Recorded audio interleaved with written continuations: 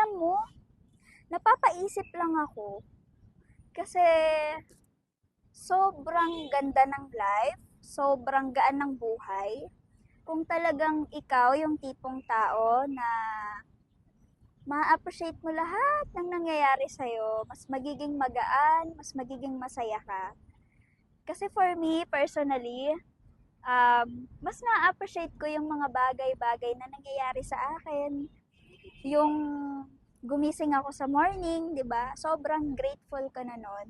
And syempre, yung mga tao na nakapaligid sa akin na talagang nagmamahal sa akin, 'di ba? Mga genuine na tao, pinapasalamatan ko 'yan. Nagti-thank you ako dahil nakatira ako sa magandang bahay. So, lahat 'yan tinitingnan ko.